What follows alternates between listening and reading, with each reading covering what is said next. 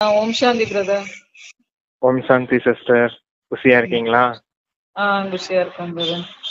ம் 10/6/2024 முரளிக்கான கேள்வி பதில்களை பார்க்கலாம் பிரதர். ம் ஃபர்ஸ்ட் கொஸ்டின், நீடூழி வாழ்க என்ற வரதானம் கிடைத்துள்ள போதும் கூட நீண்ட ஆயுளுக்காக எந்த ஒரு முயற்சி செய்யணும் அப்படின்னு பாபா கேக்குறாங்க. அதுக்கு ஆன்சர் என்னன்னா, அது பிரீஃபாவே கொடுத்துருக்குறாங்க பாபா. உங்களுக்கு அதிகமான ஆயுள் தேவையா இருக்கு இல்லையா? ஏன்னா உங்களுக்கு மிகவும் நீண்ட ஆயுள் இருந்தது. 150 வருடங்களின் ஆயுள் சத்யுகத்துல 150 வருஷம் இருந்துச்சாம். நீண்ட ஆயுள் எப்படி கிடைக்குது? தமோ பிரதானத்திலிருந்து சதோ பிரதானமாக ஆகுறதுனால ஆயுள் அதிகமா ஆகுது. எப்போது தமோ பிரதானத்திலிருந்து சதோ பிரதானமா இருக்கிறீங்களோ உங்கள் ஆயுள் மிகவும் நீண்டதா இருக்குது. இப்பொழுது நீங்கள் மேலே ஏறிக்கொண்டே இருக்கிறீங்க.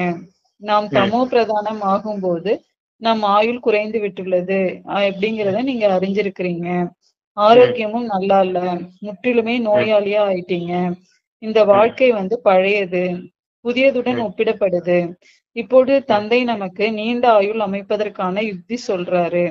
இனிமேலும் இனிமையான குழந்தைங்களே, என்னை நினைவு செய்தீங்கன்னா எப்படி நீங்கள் சதோ பிரதானமாக நீண்ட ஆயுள் உடையவர்களாக ஆரோக்கியமாக இருந்தீங்களோ அதே மாதிரி மீண்டும் ஆயிடுவீங்கிறாங்க பாபா. சத்யுகத்துல நீங்க எப்படி இருந்தீங்களோ அதே மாதிரி ஆயிடுவீங்க. குறுகிய ஒரு ஆயுளாக இருக்கும் பொழுது மரணம் பற்றிய பயம் இருக்கும். சத்யுகத்துல ஒரு பொழுதும் இது போல திடீரென மரணம்லாம் ஏற்படாது அப்படிங்கிற உத்தரவாதம் உங்களுக்கு கிடைச்சிருக்கு. தந்தைய நினைவு செய்து கொண்டே இருந்தீங்கன்னா ஆயுள் நீண்டு விடும் மற்றும் எல்லா வித துக்கங்களும் நீங்கி போயிடும். எந்த விதமான துக்கமுமே இருக்காது. வேறு என்ன வேணும் உங்களுக்கு? உயர்ந்த பதவியும் வேணும் அப்படின்னு சொல்றீங்க. இப்பேற்பட்ட பதவி கூட கிடைக்கணும் என்பது உங்களுக்கு தெரியாம இருந்தது. இப்பொழுது தந்தை இவ்வாறு செய்யுங்கன்னு யுக்தி சொல்றாரு. இப்ப மொத்தமாவே ஒரு ஒரு கொஸ்டின் ஆன்சர்ல மொத்த சுய தரிசன சக்கரத்தையும் சுத்தி காமிச்சிட்டாரு. அப்ப சத்தியுகத்துல 150 வருஷம் ஆயுள் இருக்கும், திரேதாயுகத்துல 100 வருஷம் ஆயுள் இருக்கும், துவாபர யுகத்துல 50 வருஷம் ஆயுள் இருக்கும் ஒரு பிறவிக்கு.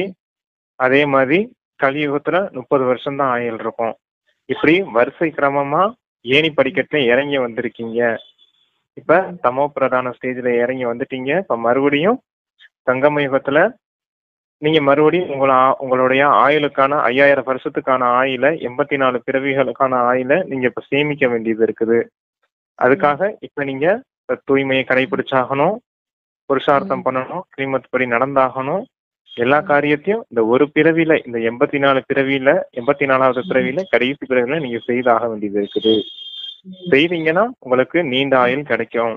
இதோட சேர்ந்து 5000 வருஷத்துக்கான பாக்கியமும் உங்களுக்கு தரப்படுது. யாருக்கிட்ட இருந்து? தந்தை கிட்ட இருந்து இவ்வளவு ஆஸ்தியும் பாக்கியத்தையும் நீங்க அடையிறீங்க அப்படிங்கறத சொல்றாரு.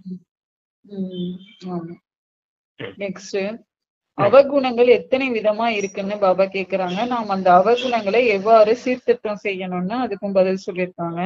அதுக்கு என்ன ஆன்சர்னா, இங்கேயே தெய்வீக குணங்களை தாரணை செய்யணுங்கிறாங்க பாபா. எனக்குள்ள எந்த ஒரு அவகுணமும் இல்லையே அப்படின்னு நீங்க உங்களுக்கு நீங்களே கேட்டுக்கணும். அவகுணங்கள் கூட அநேக விதமா இருக்குது. சிகரெட் பிடிக்கிறது, சீச்சி பொருட்களை சாப்பிடுறது, இவையும் அவகுணமா இருக்குது. எல்லாவற்றையும் விட பெரிய அவகுணம் விகாரத்தினுடையதா இருக்குது. அதைதான் கெட்ட நடத்தைன்னு சொல்றாங்க. நீங்க விகாரி ஆயிட்டீங்கன்னு தந்தை சொல்றாரு. இப்பொழுது நிர்விகாரி ஆகுவதற்கு யுக்தி உங்களுக்கு கொடுக்குறேன் அப்படிங்கிறாங்க பாபா. இதில் இந்த விகாரங்களை அவகுணங்களை விட்டுவிடணும். ஒரு பொழுது விகாரி ஆகக்கூடாது. இந்த பிறவியில யார் திருந்துகிறார்களோ அந்த சீர்திருத்தத்தின் பின் 21 பிறவிக்கு வரை வரும்னு சொல்றாங்க. எல்லாவற்றையும் விட அவசியமான விஷயம் நிர்விகாரி ஆகிறது தான். பல பிறவிகளாக தலைமேல் ஏறி இருக்கும் சுமை யோக பலத்தினாலதான் இறங்கும். பல பிறவிகளாக நாம் விகாரியா ஆகி இருக்கிறோங்கிறத நம்ம தெரிஞ்சிருக்கிறோம். இப்பொழுது நாங்கள் மீண்டும் ஒரு பொழுதும் விகாரி ஆக மாட்டோம்னு தந்தையிடம் வாக்கும் கொடுத்திருக்கிறோம்.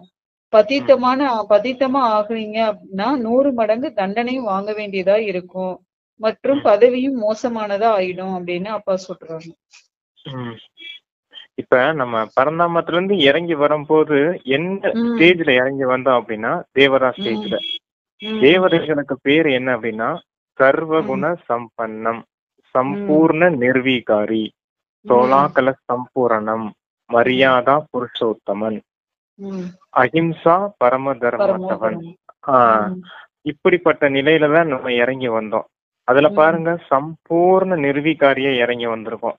அப்படிப்பட்ட நாம தான் இத்தனை இந்த சுயதர்சன சக்கரத்துல இப்படி இறங்கி ஏணி படிக்கட்டுல இறங்கி இப்ப தமோ பிரதான ஸ்டேஜுக்கு வந்ததுக்கு அப்புறம் மொத்தமாவே பதித்தம் அப்படின்னு, பதித்தம்னா 0 ஸ்டேஜ்னு அர்த்தம். சைவர் பூஜ்ஜியம் அப்படிங்கிற ஸ்டேஜுக்கு கடைசி படிக்கட்டுல இறங்கி வந்துட்டோம். இனி போறதுக்கு வழியே கிடையாது அப்படிங்கிற நிலைமையில தான் வந்து அப்பா நம்மளை வந்து கூப்பிட வந்திருக்காரு. வாங்க இங்கிட்டு வந்துருங்க. இப்ப மொத்தமாவே விகாரியா மாறிட்டீங்க, இப்ப நிர்விகாரியா நீங்க மாறியே தீரணும். இந்த தெய்வீக குணங்களை அப்பாவுடைய ஸ்ரீமத் படி கடைப்பிடிச்சாகணும்.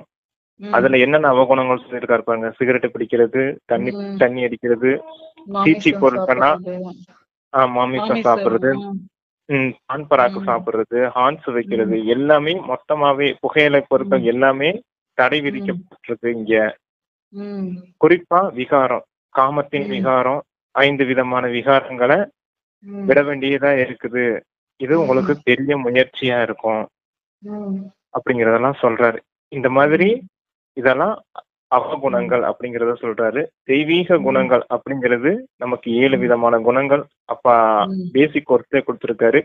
என்னென்ன அப்படின்னா, KP², low high blood pressure அப்படின்னு சொல்லக்கூடிய அந்த 7 விதமான குணங்கள். கேனா நாலேஜ், ஞானம். P² அப்படின்னா பியூரிட்டி, பீஸ் அப்படின்னா தூய்மை மற்றும் அமைதி. லோ ஹை பிளட் பிரஷர்ன்றது சிம்பிளிஃபை பண்ணி சொல்லியிருக்காங்க. லோன்றது ஃபர்ஸ்ட் எல் அப்படிங்கிற லெட்டரு லவ்.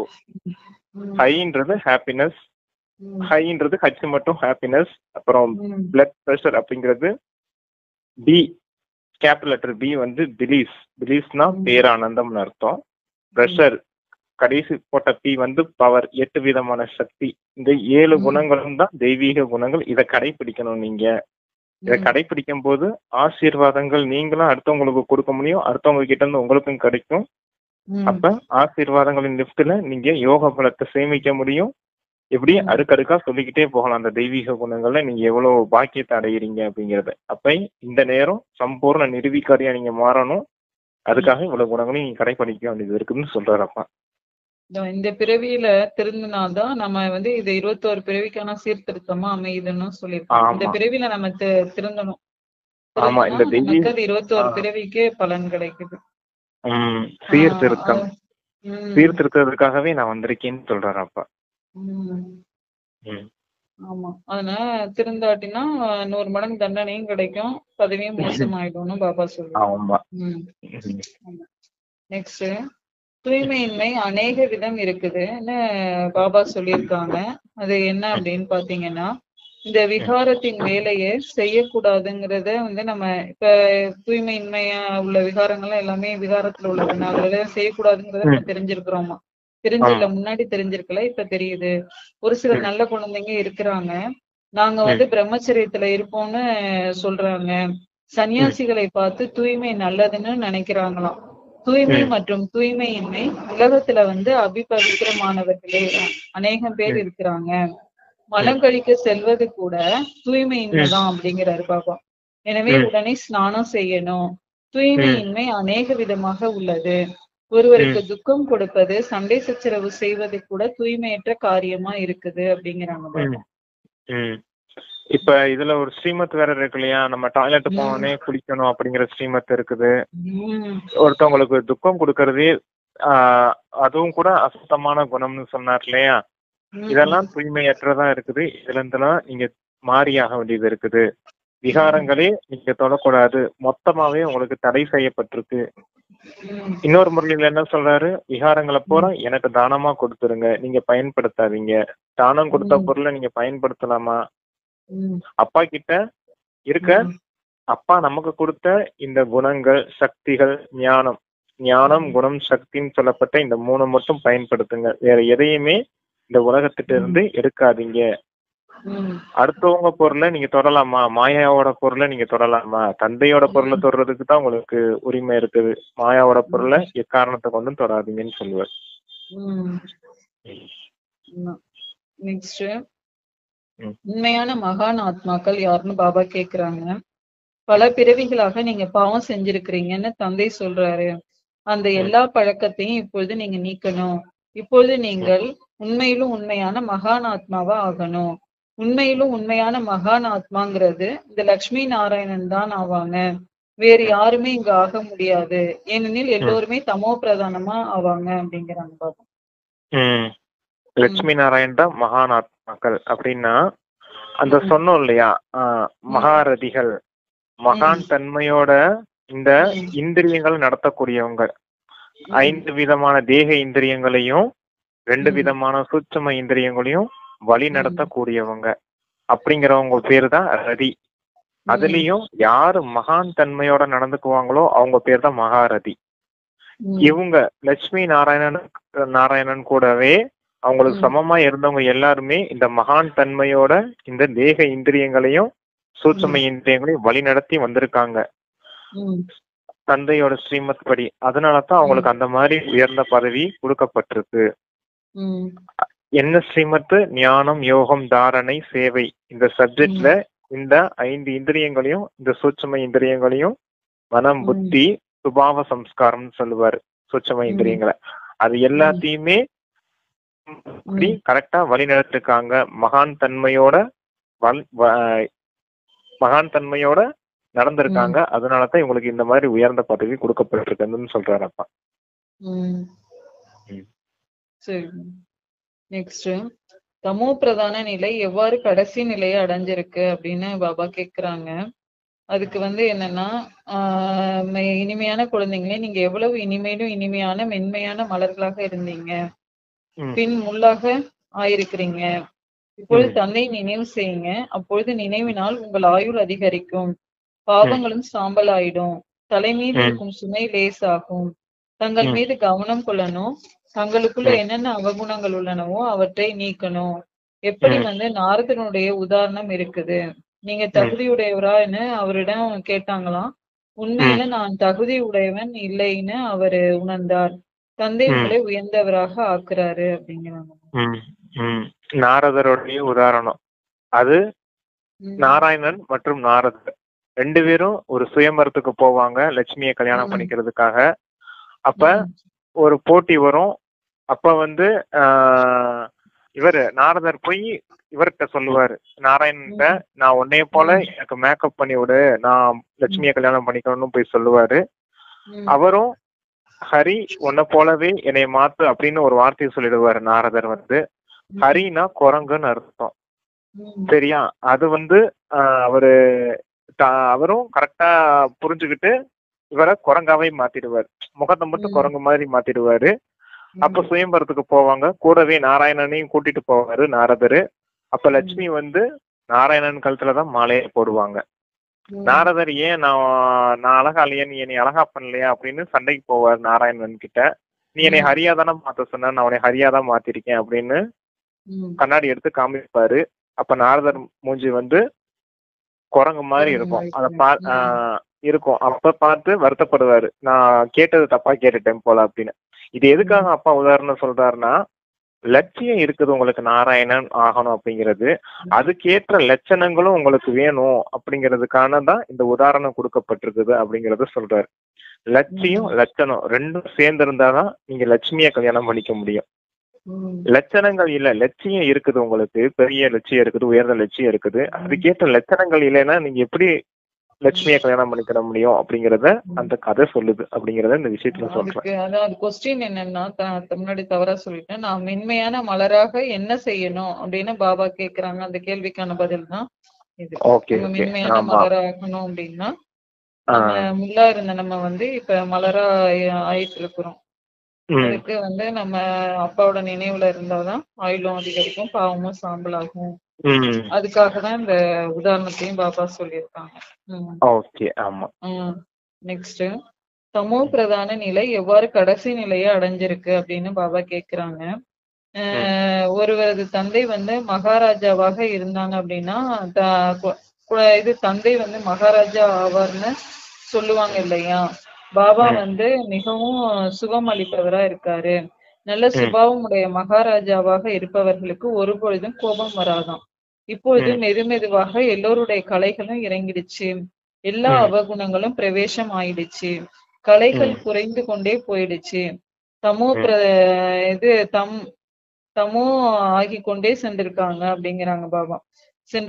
இது தமோ பிரதானமான நிலையும் இப்பொழுது கடைசி முடிவை அடைஞ்சிருக்குது, எவ்வளவு துக்கமுடையவரா ஆயிருக்காங்க அப்படிங்கிறாங்க. இத நல்லா ஒரு பௌர்ணமி நிலவுல இருந்து தேய்பிறைன்னு சொல்லுவோம் இல்லையா, அந்த நிலையத்தான் சொல்றாரு அப்பா கலைகள் அப்படின்னு. இப்ப சத்தியுகத்துல ஆரம்பத்துல நம்ம பிரவேசம் ஆகும் போது, இந்த நாடகத்துக்குள்ள நம்ம ஆரம்பத்துல வரும்போது 16 கலைகள் நிரம்பியவர்களா இறங்கி வந்தோம். அதத்தான் சோலாகல சம்பூர்ணம் சொல்றது. 16 கலைகள் நிரம்பியவர்களா இறங்கி வந்தோம். சத்தியுகத்துல 8 பிறவி முடிக்கும் போது 2 கலைகள் குறையுது திரேதாயுகத்துக்கு நம்ம போகும்போது. அப்ப திரேதாயுகத்துல 14 கலைகள் தான், 14 கலைகள் தான் அங்க. அங்க இருந்து ஒரு 12 பிறவி திரேதாயுகத்துல எடுக்கிறோம். அடுத்து துவாபர யுகத்துக்குள்ள வரோம். அங்க பாதிக்கு பாதி முடிஞ்சிருச்சு பாத்தீங்க இல்லையா, கல்பத்துல பாதி நேரம் முடிஞ்சதுனால 8 கலைகள் தான் சொல்றாரு அப்பா. துவாபர யுகத்துல 8 கலைகள் தான். அங்க இருந்தும் இன்னும் மெதுவா இறங்கி கலியுகம் வரும்போது 4 கலைகள் ஆரம்பிக்குது. அப்ப இறுதி நிலையை அடையும் போது 0 ஸ்டேஜ், மொத்தமா அமாவாசையா மாறி போயிட்டோம் நம்ம. அமாவாசையா ஆகி கொஞ்சம் ஏதோ நிச்சயமா ஒரு இந்த பெருங்காய டப்பால ஒரு வாசனை இருக்குன்னு சொல்லுவாங்க இல்லையா, பெருங்காயம் காலியானதுக்கு அப்புறம் கொஞ்சோண்டு வாசனை இருக்கும், அதோட வாசனை அப்படின்னு. அதே மாதிரி ஆத்மால ஒரு வாசனை தான் இருக்குது. அந்த வாசனை வச்சுதான் நம்ம ஆத்மானே புரிஞ்சுக்க முடியும். அந்த நிலைமையில வந்துட்டோம். இப்ப அப்பதான் மீண்டும் நறுமணம் வீசக்கூடிய மலரா மாத்துறாரு. அதான் 16 கலைகள்ல நீங்க எப்படி இறங்கி வந்தீங்கன்னு தெரியுதா அப்படிங்கறத சொல்றாரு அப்பா. நெக்ஸ்ட், மாயின் புயல் வீழ்த்தாமல் இருக்க நாம் என்ன செய்யணும் அப்படின்னு பாபா கேக்குறாங்க. இப்ப அவினாஷி சர்ஜன் மூலமா நமக்கு வைத்தியம் செஞ்சிட்டு இருக்கிறாங்க. பாபா ட்ரீட்மெண்ட் பண்ணிட்டு இருக்காரு. இந்த 5 விகாரங்களோ உங்களை அடிக்கடி துன்புறுத்துது அப்படின்னு அப்பா சொல்றாங்க. நீங்க தந்தையை நினைவு செய்யறதுக்கான புருஷார்த்தம் எந்த அளவுக்கு செய்திருக்கீங்களோ அந்த அளவுக்கு மாயை உங்களை கீழே வீழ்த்துவதற்கான முயற்சி செய்யுது. மாயின் புயல் உங்களை அசைத்து விட முடியாத அளவுக்கு உங்களது நிலை அவ்வளவு உறுதியா இருக்கணும். ராவணன் என்ற வேறு எந்த பொருளோ அல்லது மனிதனோ இல்லை. 5 விகாரங்கள் என்ற ராவணனைத்தான் மாயைன்னு சொல்லப்படுது அப்படிங்கிறப்ப. மாயா அசைக்கவே முடியாது அப்படின்னா அந்த அங்கதனுடைய உதாரணம். நீ என்னதான் 5 விகாரமும் என்கிட்ட வந்தாலும் நான் அசையவே முடியாது. என் காலை நீ அசைக்கவே முடியாது. புத்திங்கிற காலை அசைக்கவே முடியாது. நம்ம புத்தியோட காலை தான் இந்த ராவணன்ற 5 விகாரங்கள் அசைக்க பாக்குது. அசையறதுனாலதான் மனம் புத்தி அசையறதுனாலதான் நம்ம பாவ கர்மங்கள் செய்யறோம். அதான் அப்படியே ஸ்தூல விஷயமா அங்க பக்தி மார்க்கத்துல எப்படி சொல்லியிருக்காங்க, அங்கன்றது ஒரு குரங்கு. அந்த குரங்கோட காலை ஒரு மனிதன் ராவணன் 10 தலையோட போய் அசைக்க போறதா காமிச்சிருக்காங்க. அங்க ஸ்தூலமான கதையா இருக்குது. இங்க அப்பா நமக்கு அது சூட்சுமமான விஷயமா இருக்குது. அதான் ராவணன்றவன் வேற யாரும் கிடையாது, 5 விகாரங்கள் தான். காமம், கோபம், பற்று, பேராசை, அகங்காரம். இது 5 தலை ஆண் தலையாகவும் 5 தலை அதே விகாரங்கள் 5 விகாரமும் பெண்ணுக்கிட்டே இருக்குது. அதுவும் 5 தலையா காமிச்சிருக்கு. இது 2 இணைந்த ரூபம் தான் அந்த 10 தலை ராவணன் அப்படிங்கறத சொல்றேன். இதுதான் உங்களை அசைக்க பாக்குது. அசையாம புத்திங்கிற கால அசையாம இருக்கிறதுக்கு நீங்க முயற்சி செய்யணும். எதனால எந்த வேலையும் ஆவதில்லை, நாம் என்ன செய்ய வேண்டும் என பாபா சொல்றாங்க. இந்த தந்தையா குழந்தைகளாகிய உங்களுக்கு கல்வி சொல்லி கொடுக்கிறாரு. ஆயுஷ்மன் பவ, தனவான் பவ, உங்களது எல்லா மன விருப்பங்களும் பூர்த்தி செய்து வரதானம் அளிக்கிறாரு. ஆனால் வரதானங்களால் மட்டுமே எந்த வேலையும் ஆகுறது இல்ல. உழைப்பும் செய்யணும். ஒவ்வொரு விஷயமும் புரிஞ்சு கொள்ள வேண்டியதா இருக்குது. தங்களை ராஜ திலகம் பெறுவதற்கு அதிகாரியாக ஆக்கி கொள்ளணும். தந்தை ஆசிரியரா ஆக்குறாரு. இப்படி செய்யுங்கன்னு குழந்தைகளாகி உங்களுக்கு அறிவுரையும் கொடுக்கறாரு அப்படிங்கிறாங்க. அப்பா ஹெல்த் வெல்த் ரெண்டையும் கொடுக்கறாரு. அதத்தான் ஆயுஷ்மான் பவ அப்படின்னா ஹெல்த் உள்ளவங்களும் ஆக்குறாரு. தனவான் பவ அப்படின்னா செல்வம் நிறைந்தவரா, வெல்த் ரெண்டும் நிறைந்தவரா நம்மள ஆக்குறாரு. ஹெல்த் வெல்த் இருந்தா ஆட்டோமேட்டிக்கா என்ன வரும்? ஹாப்பினஸ் வரும் இல்லையா? ஹாப்பினஸ் வந்துரும்.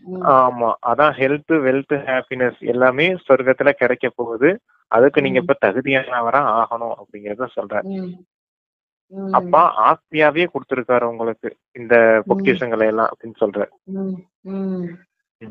ஆமா.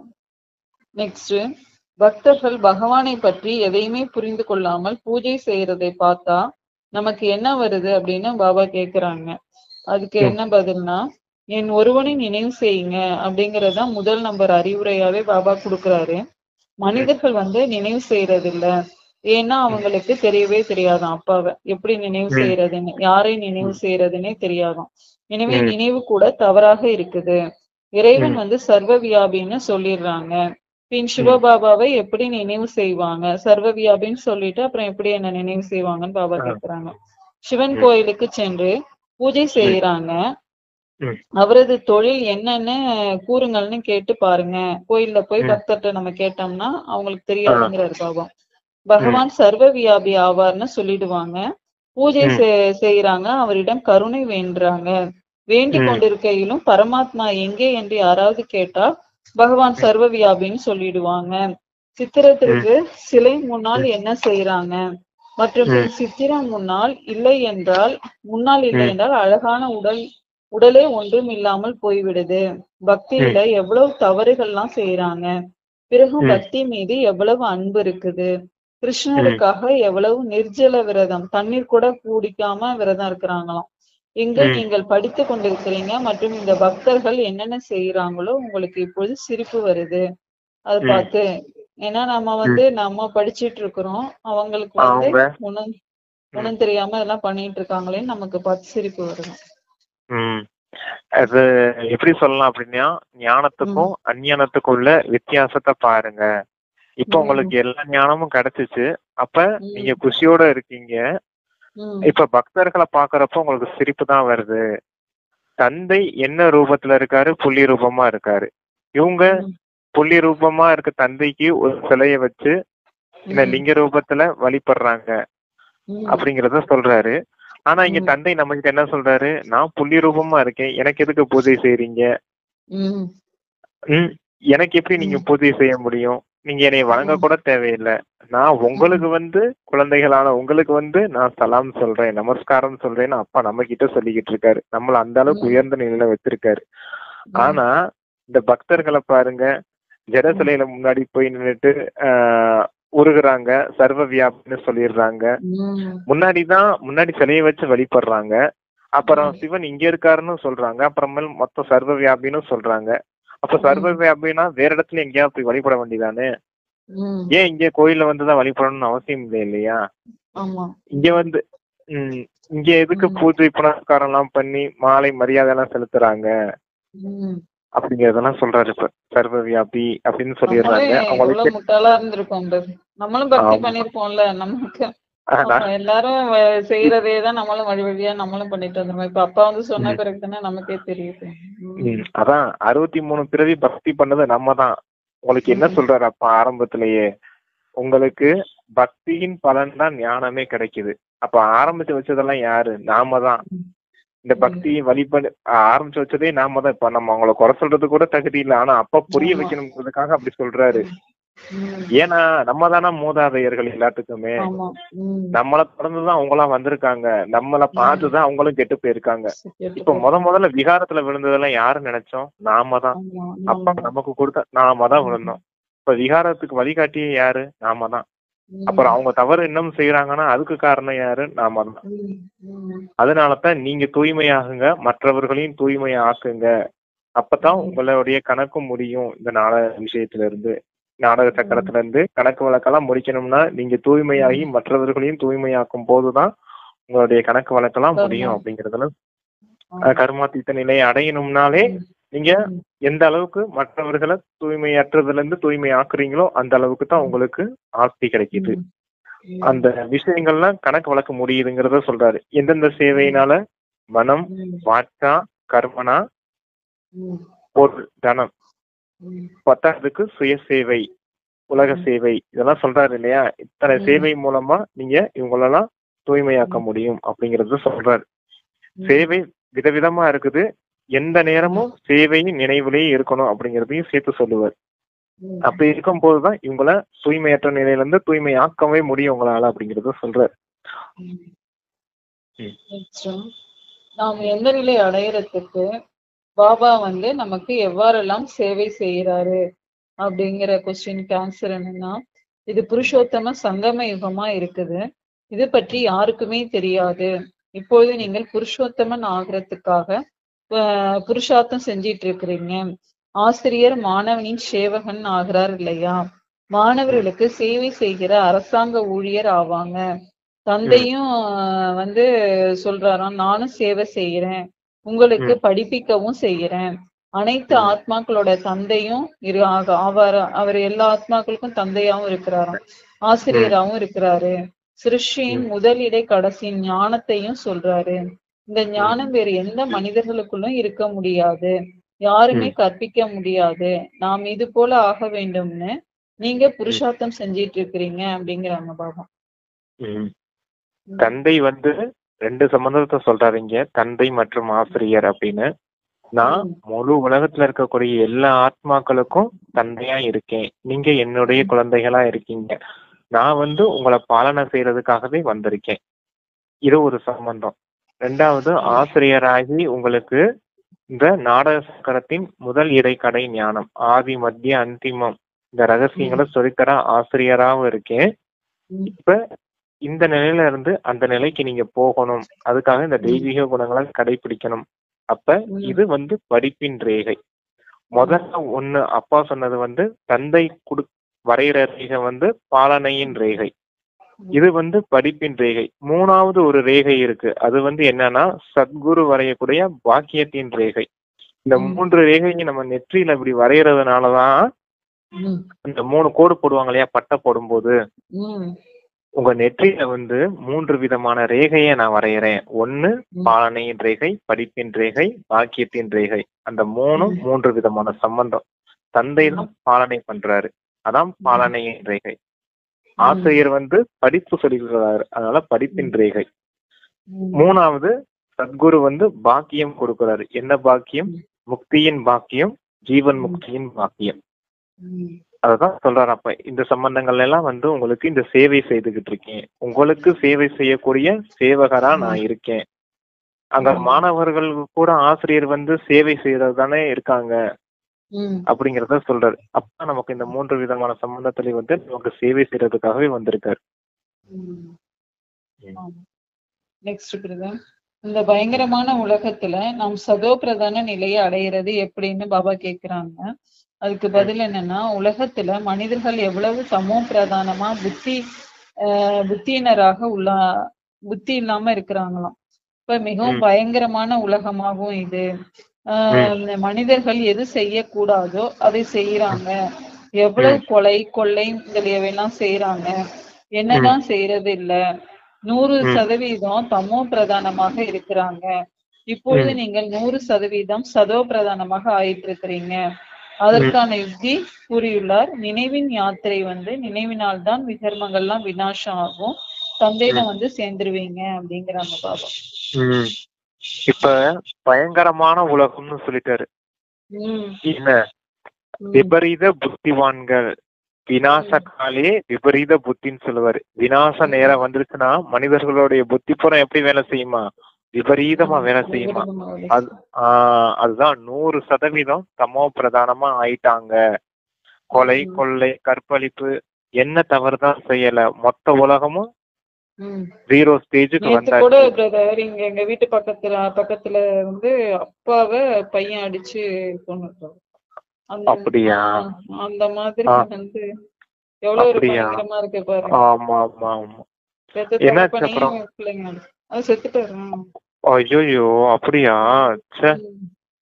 அந்த மாதிரி உலகம் இருக்குங்கிறாங்க பாபா.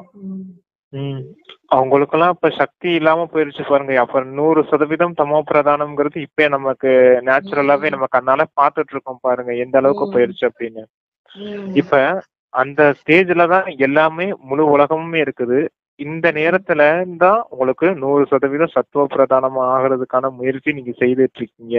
அதுக்கான படிப்பு சொல்லித்தரதுக்கு தான் அப்பா வந்திருக்காரு அப்படிங்கிறத சொல்றாரு. எவ்வளவு மோசமாயிட்டாங்க இவங்களுக்குலாம். நம்ம தான் சகாஸ் கொடுக்கணும், நம்ம தான் சக்தி கொடுக்கணும், எவ்வளவு தீவிரமா இருக்கணும்ன்றத பாருங்க. புருஷார்த்தம் எப்படி சொல்றாரு அப்பா, முயற்சி செய்யணும்.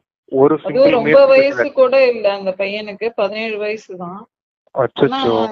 அந்த அந்த ஆத்மா வந்து தன்னுடைய தகப்பனே அடிச்சு கொள்ற அளவுக்கு அந்த ஆத்மாவுக்கு அவ்வளவு தமோ பிரதானமா இருக்குது. கணக்கு வழக்கு இருக்குது. அந்த மாதிரி வந்து உலகத்துல பயங்கரமான மனிதர்கள் இருக்காங்க அப்படிங்கிறாங்க. எவ்வளவு மோசமா போயிருச்சு பாருங்க. அதுவும் பக்கத்திலேயே பாத்துட்டு இருக்கோம். என்ன செய்யறது, சக்காஸ் கொடுக்கதான் முடியும். சரி போகட்டும், வந்தாச்சு, இன்னும் நேரம் இல்ல, எல்லாருக்குமே கிளம்ப வேண்டிய நேரம் வந்தாச்சு, முக்தி அடைய வேண்டிய நேரம் வந்தாச்சு.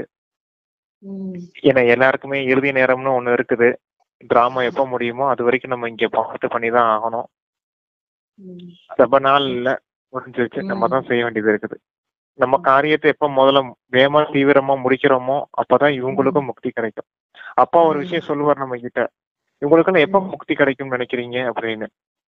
நீங்க எப்ப ஜீவன் முக்திக்கு போறீங்களோ அப்ப உங்களுக்கு எல்லாம் முக்தி கிடைச்சிடும் அப்படின்னு சொல்லுவார். எப்ப நீங்க சொர்க்கத்துக்கு போறதுக்கு தகுதி உடையவரா மாறிட்டீங்களோ அப்ப இவங்க எல்லாரும் சாந்தி தாமத்துக்கு போறதுக்கு தகுதி உடையவரா ஆயிடுவாங்க. ஏன்னா நீங்க கொடுக்க நம்ம தயாராகாதனாலதானே இன்னமும் அவங்க தவறு செய்துகிட்டு இருக்காங்க. எல்லாத்துக்கும் மூல விதையே நீங்க தான். அப்பா நம்மள என்ன சொல்றாரு, நீங்க தான் ஆதார மூர்த்தி, உதார மூர்த்தி. உதாரணமாவே நீங்க தான் இருக்க போறீங்க. எல்லாருக்கும் எல்லாத்துக்குமே ஆதாரமா நீங்க இருக்க போறீங்கன்னா நீங்களே தயாராகலைன்னா அப்புறம் உங்களுக்கு பின்னாடி இருக்கவங்களும் எப்படி தயாராவாங்க? எல்லாமே நம்ம கையில தான் இருக்குது அப்படிங்கறத சொல்றாரு. உங்க கையில தான் இருக்குது. நீங்க எப்ப தயாராவீங்க, நீங்க எனக்கு டைம் கொடுங்க அப்படின்னு சொல்றாரு இல்லையா. எப்ப டேட் பிக்ஸ் பண்ணுங்கன்னு சொல்றாரு இல்லையா வீத்தவணையில எல்லாம். நீங்க எப்ப டேட் பிக்ஸ் பண்றீங்களா இல்லையா நீங்க சம்பூர்ணம் ஆகிறதுக்கு அப்படின்னு. அப்ப நாம தான் நம்ம பிகே செய்யக்கூடிய முயற்சியே இதுதான். நம்ம சீக்கிரம் பரிஸ்தாவாகணும், தேவதையா மாறணும். நம்ம எப்ப சொர்க்கத்துக்குள்ள போறோமோ இவங்களுக்கு அப்ப முக்தி கிடைச்சிடும் அப்படிங்கிற விஷயம் இருக்கணும். நமக்காக முயற்சி செய்யலைனாலும் கஷ்டப்படுற இந்த சகோதர ஆத்மாக்களுக்காகவாவது நம்ம முயற்சி செய்து முன்னேறி போகணும். டிராமாவை திருப்பணும். இந்த கலியுகங்கிற மலைய சத்தியுகத்து பக்கமா திருப்பியே தீரணும். அவ்வளவு வலிமை யாருக்கிட்ட இருக்கு? இந்த மகாரதிகள் கிட்டதான் இருக்குது. மகாரதிகள்னா இங்க ஒவ்வொரு பிகேஸுமே மகாரதிகள் தான். திருப்பியே தீரணும் அப்படிங்கிற லட்சியத்தை வச்சுக்கோங்க.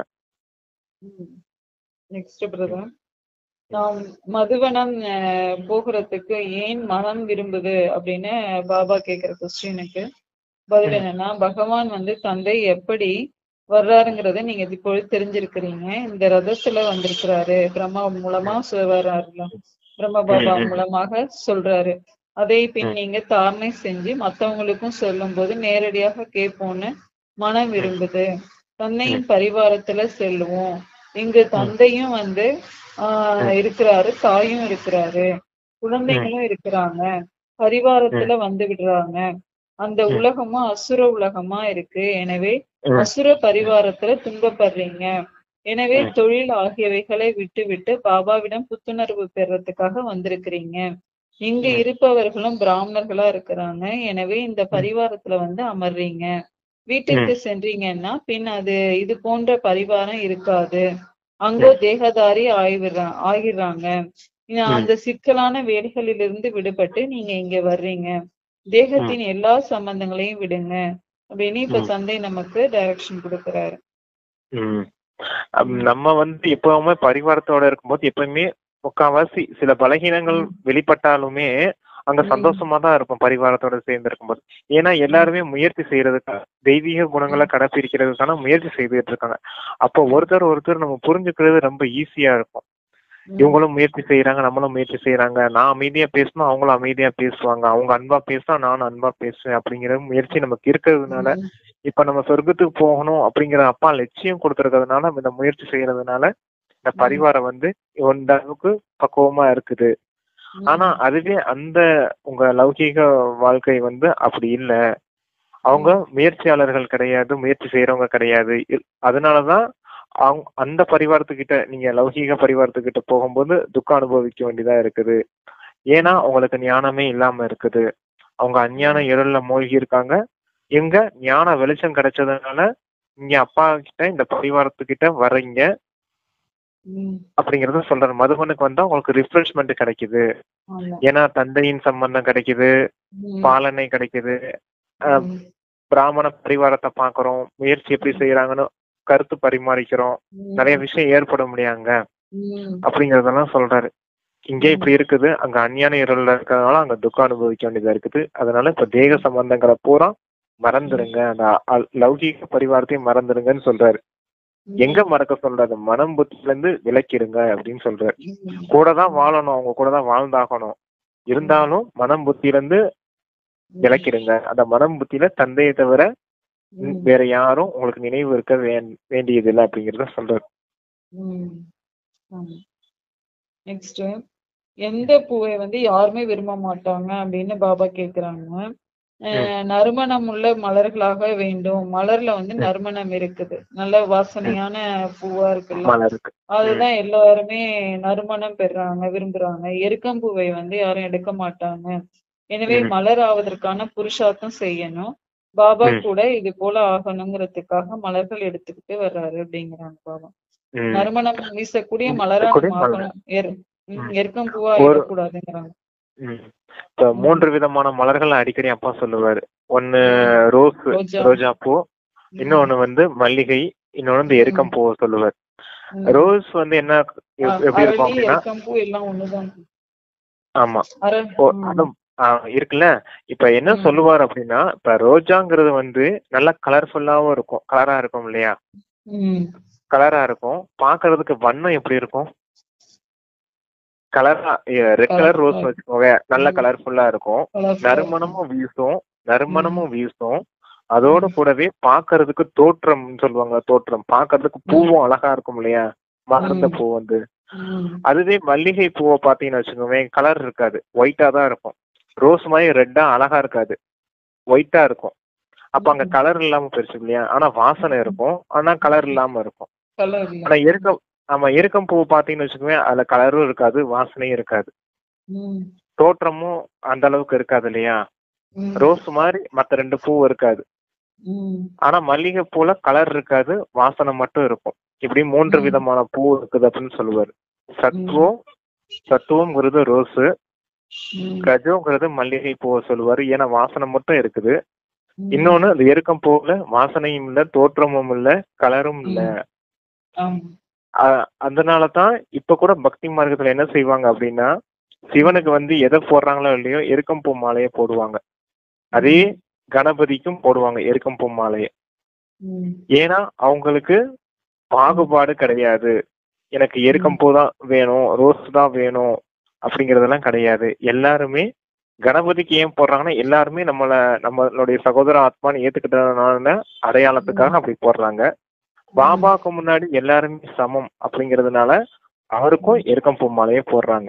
ஏன்னா யாரும் பிரிச்சு பார்க்க மாட்டாங்க இல்லையா, இவங்க தமோ பிரதானம், இவங்க உயர்ந்தவர்கள், இவங்க தாழ்ந்தவர்கள்ன்ற பாகுபாடு நமக்கு இருக்கக்கூடாது அப்படிங்கிறதுக்கான ஒரு அடையாளம் தான் அந்த எருக்கம்பூ மாலைய 2 பேத்துக்கும் போடுறாங்க பக்தி மார்க்கத்துல. அப்படிப்பட்டவங்க எல்லாம் இருக்கணும் அப்படிங்கறத சொல்றாங்கப்பா. நெக்ஸ்ட், நாம் கடைசியில உடலை எப்படி விடணும் அப்படின்னு பாபா சொல்றாங்க. அதுக்கு என்ன ஆன்சர்னா, இல்லறத்துல இருந்தபடியே ஒரு தந்தையை நினைவு செய்யணும். இந்த தேக சம்பந்தங்கள் அனைத்தும் விடுபட போகுதுங்கிறத நீங்க தெரிஞ்சிருக்கிறீங்க. நீங்க இங்கு மறைமுகமான சம்பாத்தியம் செய்துட்டு இருக்கிறீங்க. நீங்க சரீரம் விட வேண்டி இருக்குது. சம்பாத்தியம் செய்தும் மற்றும் மிகுந்த குஷியுடனும் மலர்ந்த முகம் உடையவராக ஆகி சரீரத்தை விடணும் அப்படிங்கிறாங்க பாபா. இப்ப சரீரத்தை விடும்போது உங்க தலையில சுயதரிசன சக்கரம் சுத்திக்கிட்டே இருக்கணும்னு சொல்லுவாரு. அப்படி சுயதரிசன சக்கரம் சுத்திக்கிட்டே இருக்கும் போது நினைவு இருந்துகிட்டே இருக்கும் இல்லையா நமக்கு. அப்ப அந்த 2 விதமான சொல்லுவாரு, நாலேஜ் ஃபுல்லாவும் இருக்கணும், நீங்க பவர்ஃபுல்லாவும் இருக்கணும் அப்படின்னு சொல்லுவாரு. நீங்க 2 விதமாவும் இருக்கணும்னா நீங்க சுயதரிசன சக்கரம் சுத்திக்கிட்டே இருக்கணும். உங்க வாயில ஞான அமிர்தம் இருக்கணும், ஞானத்தின் சிந்தனை செய்துகிட்டே இருக்கணும். சிந்தனை செய்துட்டே இருந்தோம்னா வாய் கொஞ்சம் இனிப்பா இருக்கும் இல்லையா, ஸ்வீட்டா இருக்கும் இல்லையா. சிந்தனை செய்துதான் குஷி வரும் இல்லையா. ஒண்ணு ஞான சிந்தனை செய்யணும், இல்ல சுயதரிசன சக்கரத்தை சுத்தணும். அப்படிங்கிறப்ப நீங்க குஷியா இருப்பீங்க. குஷியா இருக்கும் போது நான் அப்பா கிட்ட போறேங்கிற நினைவு இருக்கும். அப்ப சரீரத்தை விடும்போது சந்தோஷமா போவீங்க அப்படிங்கறத சொல்றாரு அப்பா. ம் ஆமா. ம் நெக்ஸ்ட் இது நமக்கு கலப்பை வராமல் இருக்க பாபா கூறும் யுக்தி என்ன அப்படிங்கிற ம் கொஸ்டினுக்கு என்ன ஆன்சர்னா, நம்ம ம் உலாவும் போதும் சுற்றும் பொழுதும் கூட தந்தை நினைவுல ம் இருந்தீங்கன்னா உங்களுக்கு ம் ஒரு பொழுதும் களைப்பு வராது அப்படிங்கிறாங்க பாபா. தந்தை ம் நினைவுல அசரீரியாக ஆகி எவ்வளவு வேண்டுமானாலும் சுத்தி வாங்க. இங்கிருந்து ம் கீழே அபுரோடு வரையும் வேண்டுமானாலும் போங்க. ம் அப்பொழுதும் கூட உங்களுக்கு களைப்பே ஏற்படாது. பாவங்கள் ம் அழிஞ்சிரும். ம் லேசானவர்களா ஆயிடுவீங்க. குழந்தைகளாகி ம் உங்களுக்கு எவ்வளவு நன்மையா இருக்குது. அது ம் பாபா நினைவுல இருந்தோம்னா நம்ம களைப்பு வராது அப்படிங்கிறாங்க பாபா. ம் ஆமா. உம் பாபாவுடைய நினைவுல இருந்தா களைப்பு வராது. சுற்றும் போதும் போகும் போதும் வரும்போதும் இப்படி சொல்லுவாரு அப்பா.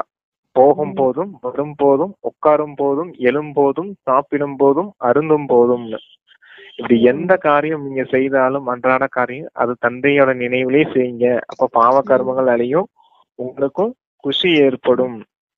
குஷி குஷியா உங்க பாவ கணக்க முடிச்சு சந்தோஷமா போவீங்க. உம் யாரு கூட இருக்க போறீங்க? அப்பா கூட தானே இருக்க போறீங்க. உம் அப்பாவை இந்த கல்பத்துல இந்த ஒரு பிறவில தான் தெரிஞ்சுக்க முடியும். சத்தியுகத்துக்கு போயிட்டீங்கன்னா அப்பா யாருன்னே தெரியாது, உங்களுக்கு மறந்துடுவீங்க.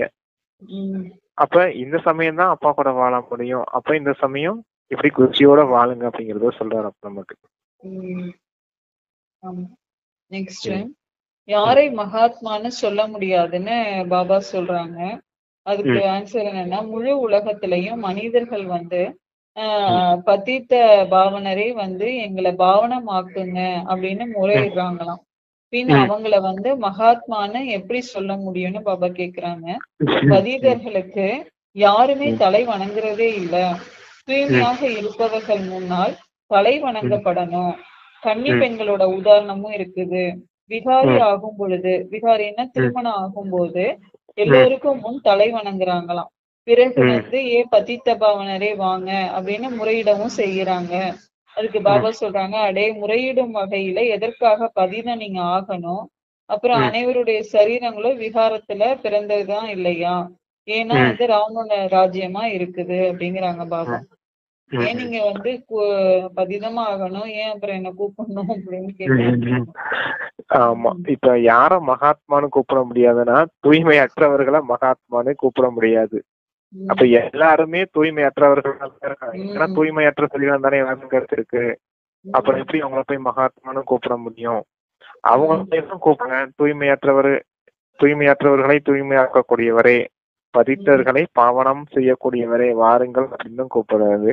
அப்ப உம் எல்லாருக்குமே தெரியுது தூய்மையற்றவங்களா தான் இருக்கும் அப்படின்னு. அப்புறம் அவங்கள உம் போய் எப்படி மகாத்மா நீங்க கூப்பிட முடியும் கூப்பிடணும். அப்படிங்கறத சொல்றாரு. அப்புறம் கன்னியர்களை உதாரணமா சொல்றாரு. உம் எதுக்குன்னா கன்னியர்கள் இப்ப இந்த ஏஜ் அட்டன் பண்றது ஸ்டேஜுக்கு முன்னாடி வரைக்கும் அவங்க கன்னியர்கள்னு உம் சொல்லுவாங்க. உம் அவங்கள வந்து பூஜை செய்வாங்க. இந்த ஆமா. கன்னி பூஜை எல்லாம் செய்வாங்க. ஆஹ் உம் அவங்க பாதத்தை கழுவுவாங்க. ஆஹ் உம் ஒரு பூஜை எல்லாம் செய்வாங்க. கன்னியர்களுக்குன்னு பெரிய உயர்ந்த ஸ்தானத்துல அவங்களுக்குன்னு வச்சிருப்பாங்க. இது அம்மன் இதெல்லாம் அலங்காரம் பண்ணி எல்லாம் பூஜை எல்லாம் பண்ணுவாங்க. பண்ணுவாங்க. அதுவும் பிராமணர்களே வணங்கத்தக்க கூடியவர்களா இருப்பாங்க கன்னியர்கள் வந்து. உம் அவர்களை இங்க இந்த கலியுக பிராமணர்கள், இந்த குருமார்கள், ராஜாக்களை உம் வணங்கக்கூடிய அளவுக்கு கன்னியர்களை உம் உயர்த்தி வச்சிருப்பாங்க. அதே உம் நேரம் கல்யாணம் திருமணம் ஆகுது, அந்த சமயம் வருது அப்படின்னா அந்த உம் பெண்கள் வந்து மாமனார் காலில் விழுகணும், மாமியார் காலில் விழுகணும், ஊர்ல வரவங்க போறவங்க காலில எல்லாம் விழுக வேண்டியது இருக்கும் இல்லையா? உம் அப்ப கன்னியரா இருக்கும்போது எல்லாரும் கன்னிக்கு மரியாதை செலுத்தினாங்க. உம் விகாரி ஆக போற நேரம் கல்யாணம் முடிஞ்சதுக்கு அப்புறம் எல்லாருக்கிட்டையும் இந்த கன்னி உம் தலை வணங்க வேண்டியதா இருக்குது, இந்த பெண்கள் தலை வணங்க வேண்டியதா இருக்குது. அப்ப இது தூய்மைக்கான விஷயம் ஒண்ணு இருக்குது. எல்லாரும் தூய்மையா இருக்கும்போது எல்லாரும் வணங்குனாங்க. தூய்மையற்றவர்களா மாறும் போது இவங்க வணங்க வேண்டியதா இருக்குது அப்படிங்கறத கம்பேரிசன் பண்ணி சொல்றாங்க. உம் அதனால ஆமா. மகாத்மான்னு யார சொல்ல முடியும் அப்படின்னா தூய்மையா இருக்கவங்களத்தான் மகாத்மான்னு சொல்ல முடியும். தூய்மையற்றவர்களை யாரையும் மகாத்மான்னு சொல்லக்கூடாது, சொல்ல முடியாது அப்படிங்கறது சொல்றாரு. இப்ப எல்லாம் இருக்க உடல்கள் எல்லாமே விகாரத்துல பிறந்ததுதான் அப்படிங்கிறாங்க பாபா. அப்ப அது ஆமா. வந்து அவங்கள போய் எப்படி மகாத்மான்னு சொல்றீங்க? மகாத்மாக முடியும்னு கேக்குறாங்க. நெக்ஸ்ட் எதனுடைய அடி வந்து துப்பாக்கியின் குண்டடியை விட கடுமையா இருக்குதுன்னு சொல்றாங்க பாப்பா. புது புது குழந்தைங்களும் வர்றாங்க. அவங்களுக்கு நீங்க ஞானம் கொடுக்குறீங்க, தகுதியுடையவரா ஆக்குறீங்க. ஒரு சிலருக்கு எப்பேற்பட்ட சகவாசம் கிடைச்சு வருகிறதுன்னா என்றால் தகுதியுடையவராக இருந்தவர்கள் பின் தகுதியற்றவர்களாக மாறி விடுறாங்களாம். தந்தை பாவனமா ஆக்குறாரு. எனவே இப்பொழுது பதீத்தமா ஆகவே கூடாது. தந்தை பாவனமாக ஆக்க வந்திருக்கும் போது மாயை எவ்வளவு வலிமை உடையது, சக்தி நிறைந்தது என்றால் மீண்டும் பதீத்தமாக ஆக்கிவிடுது, தோல்வியடைய செஞ்சிடுது. பாபா காப்பாத்துங்கன்னு சொல்றீங்க, ஆனா போர்க்களத்துல ஏராளமானோர் இறக்குறாங்க, பின் காப்பாற்றப்படுவார்களா என்ன? இந்த மாயின் அடி துப்பாக்கியின் முன்னடியை விட கடுமையானது. காமத்தின் அடிப்பட்டது என்றால் மேலிருந்து விழுந்து விடுவாங்க அப்படிங்கிறாங்க பாபா. இப்ப இங்க ஒரு சம்பந்தத்தை சொல்றாரு, தூய்மையற்றவர்களை தூய்மையாக்க கூடியவர் அப்படின்னா தூய்மை பணியாளர்னு அர்த்தம். தூய்மை பணியாளர்கள் என்ன செய்வாங்க? தூய்மையற்ற இடத்தெல்லாம் சுத்தம் செய்வாங்க இல்லையா? இப்ப குப்பை கூடம் எல்லாம் போட்டிருக்காங்க, தூய்மை பணியாளர்கள் என்ன செய்யறாங்க? கிளீன் பண்ணிட்டு போறாங்க இல்லையா? அதே மாதிரி அப்பா நம்ம எல்லாம் கிளீன் பண்ண வந்திருக்காரு. நம்ம எங்க போய் விழுந்துட்டோம்? சேத்துக்குள்ள போய் விழுந்துட்டோம். கலியுகம்ங்கிற சேருக்குள்ள, என்ன இந்த மாயையினுடைய சேருக்குள்ள, விகாரங்க வலைக்குள்ள, இப்படி சேருக்குள்ள மொத்தமா போய் விழுந்துட்டோம். இப்ப அப்பா எல்லாரையும் அந்த சேருக்குள்ள தூக்குறாரு. விகாரங்கள்ங்கிற சேருக்குள்ள தூக்கும் போது எப்படி இருக்கும்? உடம்பு பூரா சேரா இருக்கும். அப்ப கிளீன் பண்றது எதை வச்சு கிளீன் பண்றது? ஞானம்ங்கிற நீரை ஊத்தி கிளீன் பண்றது, ஞானஸ்தானம்னு சொல்றாங்க இல்லையா? அப்படி கிளீன் பண்ற போதுதான் நீங்க தூய்மையாக்கப்படுறீங்க அப்படிங்கறத சொல்றாரப்பா. அதனால மாயனடி துப்பாக்கி குண்டடியை விட கடுமையா இருக்குது. அதான் இப்ப மறுபடியும் இப்ப குழந்தைகள் புருஷார்த்தம் பண்ணிட்டு இருக்கீங்க. பண்ணிட்டு இருக்கும் போதே மாயை சர்வ சக்திவான எதிர்க்கிறான். நம்ம கூட போன பதிவுல கூட பார்த்தோம் இல்லையா? தேக உணர்வுல இருந்தாதான் மாயை சர்வ சக்திவான எதிர்ப்பான். அதே ஆத்மா உணர்வுல இருந்தீங்கன்னா மாயை உங்களுக்கு வெறும் பேப்பர் டைகர் தான் பார்த்தோம் இல்லையா? அதேதான் இங்க தேக உணர்வுல இருந்தீங்கன்னா மாயை அடி குண்டடியை விட பயங்கரமான அடியா விழுகும். அதுவும் குறிப்பா இந்த காமத்தின் அடி. இந்த காமத்தினாலதானே தூய்மையற்றவர்களா மாறணும். அதான் குண்டடியை விட மோசமான அடியா விழுகும். எப்படி? தேக உணர்வுல இருக்கும் போது மாயை சர்வசக்திவான அடிப்போம் உங்களை. அதே ஆத்ம உணர்வுல இருந்தீங்கன்னா அது ஒண்ணும் அந்த அளவுக்கு நமக்கு பேப்பர் டைகர் தான். Paper tiger. ஆமா, காகித பொடி. நெக்ஸ்ட் பிரதர், உலகத்தாரின் கவலைகளை நாம் எவ்வாறு போக்குவதாக பாபா சொல்றாங்க. அதுக்கு பதில் என்னன்னா, இன்றைய உலகத்துல அனைத்து ஆத்மாக்களும் கவலையோட தான் இருக்காங்க. அவர்களின் கவலையின் மணிகளை உங்களுடைய சுப சிந்தனை, நல்ல எண்ணங்கள்ங்கிற மணிகள் நல்ல எண்ணத்தின் சக்தி மூலமாக மாத்த முடியும். சூரியனின் கிரணங்கள் மிக தூரத்துல சென்று இருட்டை எப்படி அகற்றுதோ அதே போல நல்ல எண்ணத்தின் மணிகளாகிய நீங்க உங்களுடைய நல்ல எண்ணங்கள்ங்கிற பிரகாசம் அல்லது கிரணங்களை முழு உலகத்தின் நாலா பக்கமும் பரப்பக்கூடியவர்களா இருக்கிறீங்க. ஏதோ சிலர் ஆன்மீகமான சக்தியை மறைமுகமான ரூபத்துல செய்து கொண்டிருக்கிறாங்க அப்படின்னு புரிஞ்சு கொள்றாங்க. இந்த உணர்வு அல்லது நிலை ஆரம்பமா இந்த உணர்வு நிலை ஆரம்பமாகி இருக்குது. மெதுமெதுவாக தேடி தேடி இடத்தை சேர்ந்துடும் அப்படிங்கிறாங்க பாபா.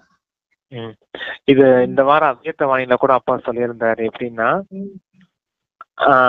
உங்களுடைய சுப பாவனை, சுப காமனை மற்றும் மற்றவர்களுக்கு அபகாரம் செய்தவர்களுக்கும் உபகாரம் செய்யக்கூடியவர்களா நீங்க இருக்கணும்.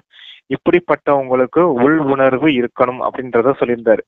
உள் உணர்வு அப்படின்னா மனதினுடைய சுப எண்ணங்கள். இப்ப சொன்னாங்க இல்லையா, அப்ப வாசிங்க இல்லையா, சுப எண்ணங்கள். இது உங்களுக்குள்ள இருக்கணும். இப்படி இருக்கிறவங்களுக்கு பேர் தான் கிளீன் அண்ட் கிளியர் புத்தி கொண்டவர்கள். அப்படின்னா தூய்மையான மற்றும் தெளிவான புத்தி உடையவர்கள். மனம் தூய்மையா இருக்கணும், புத்தி தெளிவா இருக்கணும். அதான் கிளீன் அண்ட் கிளியர் புத்தி அப்படின்னு சொல்லுவாரப்பா. இப்படிப்பட்டவர்களா நீங்க இருக்கணும். இப்படிப்பட்டவர்களா நீங்க இருக்கும் போதுதான் எப்படி இந்த மனிதர்களை விடுவிக்க முடியும் அப்படிங்கறத சொல்றாரு இல்லையாப்ப. என்ன சொன்னாரப்பா? எல்லா ஆத்மாக்களும் கவலையோட இருக்கிறாங்க. கவலையில இருந்து விடுவிக்கக்கூடிய நல்ல எண்ணங்களை பரப்பக்கூடிய மணிகளா நீங்க தான் இருக்கணும். அதான் உங்களுடைய உள் உணர்வின் வைப்ரேஷன்ஸ் மூலமா தான் நீங்க இவங்களுக்கு சேவை செய்ய முடியும். அதாவது உள்ளுணர்வின் வைப்ரேஷன்ஸ்னா மனதின் சக்தியினால மனசா சேவைன்னு சொல்றாரு இல்லையாப்பா. அதான் சுப பாவனை சுப காமனை மற்றும் அபகாரம் செய்தாலும் நீங்க உபகாரம் செய்யக்கூடியவர்களா இருக்கணும். இப்படிப்பட்டவர்கள் தான் இந்த சேவையை செய்ய முடியும்ன்றது சொல்றாரப்பா. அவங்களும் புரிஞ்சுப்பாங்க, பின்னாடி மறைமுகமா ஏதோ ஒரு சக்தி நம்மளை இயக்கிட்டு இருக்கு அப்படிங்கறத புரிஞ்சுக்கிடுவாங்க. நெக்ஸ்ட், பாப்தாதாவின் கட்டளையை நாம் எவ்வாறு தெளிவாக கண்டுபிடிக்க முடியும்னு பாபா கேக்குறாங்க. அதுக்கு பதில் என்னன்னா, மனம் புத்தியின் லைன் தெளிவாக இருந்தால் பாப்தாதாவின் கட்டளையை தெளிவாக கண்டுபிடிக்க முடியும் அப்படிங்கிறாங்க பாபா. எனது மனம் புத்தியின் லைன் தெளிவா இருந்துச்சு அப்படின்னா பாப்தாதாவோட கட்டளைய நம்ம தெரிஞ்சுக்க முடியும். மனமும் புத்தியும் ஏக்ரஸ் நிலையில இருக்கணும். இப்ப சொன்ன இல்லையா, ஃபர்ஸ்ட் இப்ப சொன்ன இல்லையா ஆன்சர் சொன்ன இல்லையா, இப்ப மனம் புத்தி கிளீன் அண்ட் கிளியரா இருக்கணும் அப்படின்னு. மனம் கிளீனா இருக்கணும், கிளீன்னா தூய்மையா இருக்கணும். புத்தி கிளியரா இருக்கணும், தெளிவா இருக்கணும். இப்படி இருந்தாதான் என்ன செய்ய முடியுமா, டைரக்ஷன் கிடைக்கும். அப்படின்னா இப்ப மனம் தூய்மையா இருந்து புத்தி தெளிவா இருக்கும் போதுதான் பாபாவுடைய டைரக்ஷன் கிடைக்கும். அப்ப அந்த நிலையில இருக்கும் போதுதான் மற்றவர்களுக்கு நீங்க உபகாரம் செய்ய முடியும். அவங்க உங்களுக்கு நிந்தனை தான் செய்யறாங்கன்னு தெரியுது இல்லையா, தெரியும் போது நீங்க உபகாரம் செய்யக்கூடியவர்களா இருக்கணும். அப்படின்னா தந்தையோட டைரக்ஷன் வேணும். இந்த சமயம் இதை செய்யணும் அப்படிங்கிறதுக்கு தந்தையோட டைரக்ஷன், தந்தையோட டச்சிங்ஸ் அந்த சமயம் நமக்கு தேவைப்படும். அதுக்கு நீங்க மனம் புத்தி தெளிவா இப்ப இருந்தாதான் அந்த சேவையை செய்ய முடியும் உங்களால. இல்லாட்டினா நீங்க மாட்டிக்கிறீங்க, மறுபடியும் பாவ கர்மம் செய்யறதுக்கு மாயை தூண்டுவான். எல்லா ஆதாரமுமே இந்த தூய்மை விஷயத்திலயும் இந்த தெளிவான விஷயத்திலயும் தான் இருக்குது. ஆத்மா உணர்வுல நீங்க இருக்கும் போதுதான் தூய்மையா இருக்க முடியும், புத்தி தெளிவா இருக்கும். தேக உணர்வுல இருந்தீங்கன்னா குழப்பத்துக்குள்ள போயிடுவீங்க, மாட்டிக்கிடுவீங்க அப்படிங்கறத சொல்றார். மாயையின் வலையில மாட்டிக்கிடுவீங்க, எச்சரிக்கையா இருங்க அப்படிங்கறத சொல்றாரு. தந்தையின் கட்டளை வேணும்னா அப்படி கிளீன் அண்ட் கிளியர் புத்தி உடையவர்களா இருங்கன்னு சொல்றாரு. முடிஞ்சிருச்சு பிரதர். ஓம் சாந்தி பிரதர். தேங்க்யூ பாபா. ஓம் சாந்தி சிஸ்டர். தேங்க்யூ. நன்றி பாபா.